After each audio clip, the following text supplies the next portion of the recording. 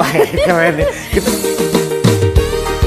Halo Sobat Tani sekalian, jumpa lagi dengan saya Onike Leilogo dalam podcast Onike Leilogo Berbagi.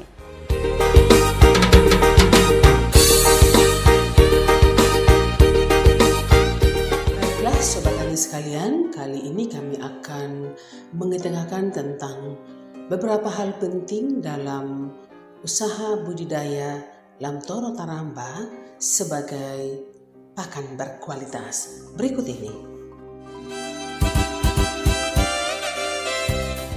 Seperti pada pemberitaan sebelumnya bahwa salah satu tanaman pakan legum introduksi yang sudah beradaptasi dengan baik bahkan telah menjadi salah satu pakan berkualitas adalah tanaman legum pohon Lamtoro Taramba.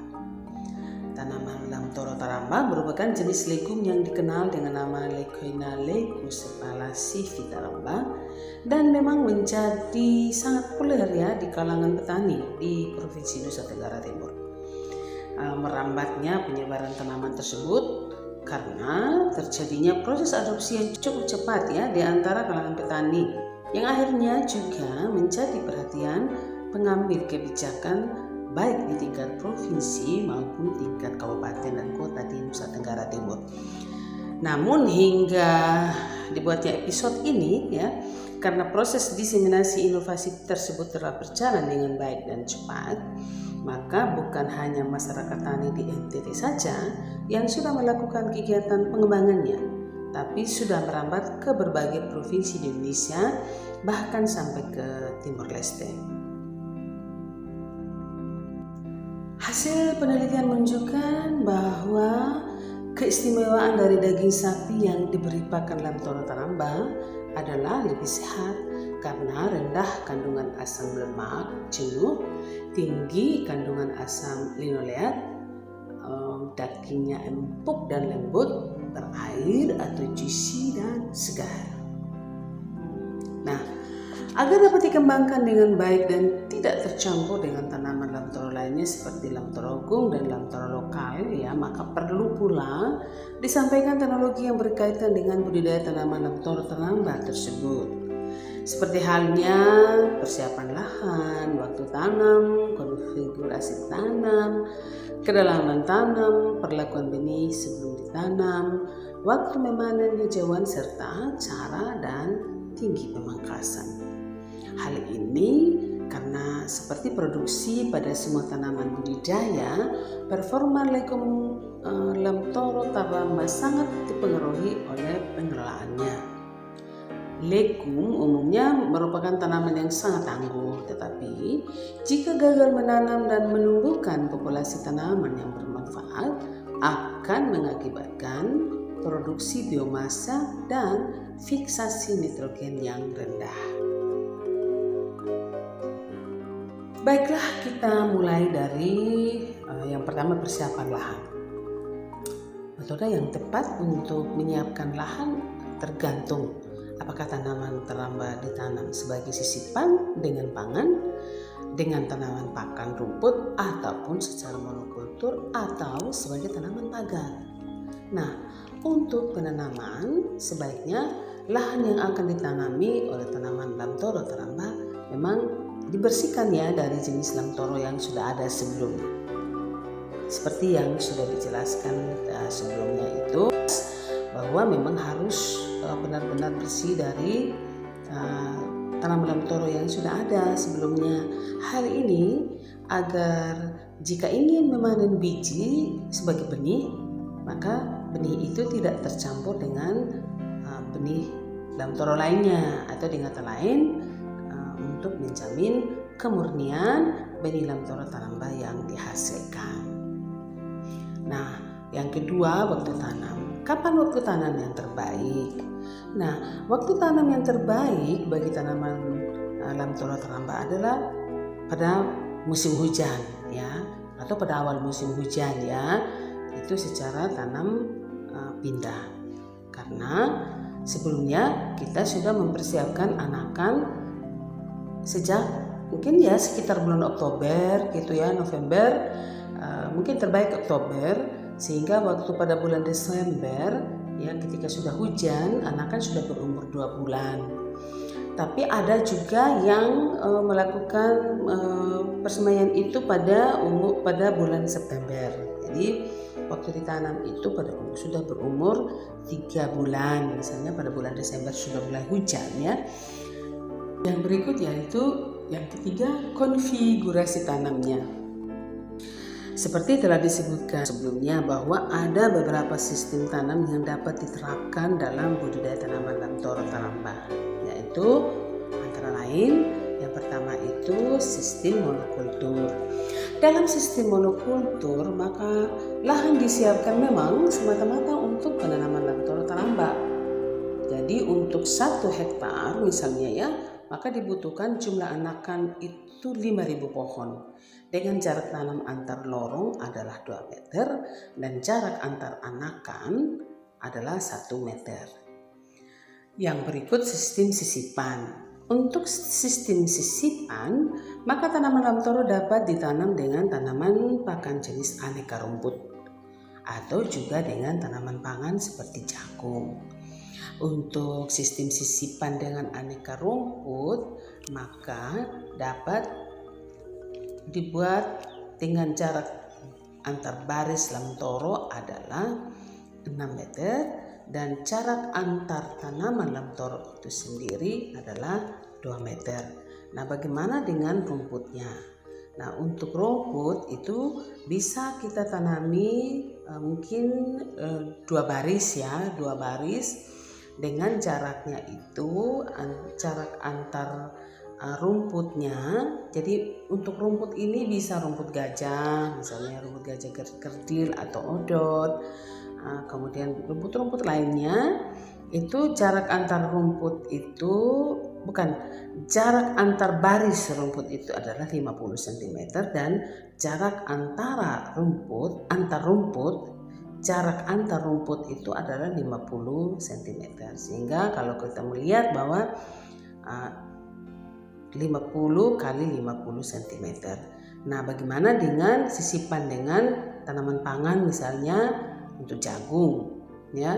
Jadi untuk jagung ya, jarak antar baris dalam toro juga sama ya, itu 6 meter dan jarak antar tanaman dalam toro itu juga 2 meter. Sedangkan untuk jagung maka misalnya 2 baris, maka jarak antar baris jagung itu 50 cm, sedangkan jarak antar tanaman jagung itu sendiri adalah 20 cm. Sehingga itu kalau kita mau mengatakan bahwa untuk jagungnya 50 kali 20 cm jarak tanamnya. Untuk yang keempat yaitu kedalaman tanam. Nah, untuk kedalaman tanam ini memang kita sesuaikan saja ya, sebaiknya kita sesuaikan saja dengan ukuran kokeran atau pullback bibit yang sudah kita siapkan itu ya. Nah, sehingga ketika waktu kita mau menanam tidak mengalami kesulitan.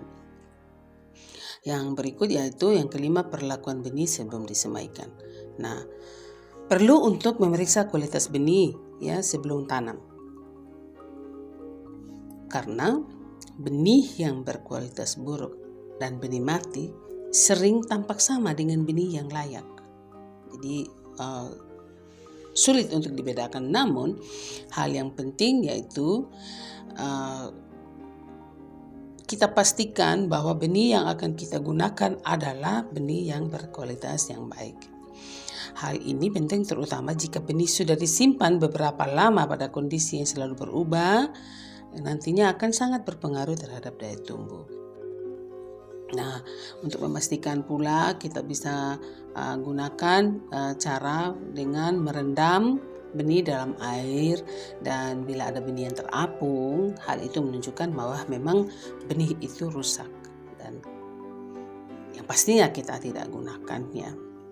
Nah, benih dalam toro yang akan disemaikan sebaiknya direndam selama semalam ya, atau hingga biji atau benih terlihat membengkak dan menandakan akan timbul kecambah dari benih tersebut. Nah, perendaman dilakukan dengan maksud agar ketika disemaikan dalam kokeran, maka kita tidak menunggu waktu yang lama untuk berkecambah serta memastikan bahwa benih tersebut baik dan dapat berkecambah dengan baik.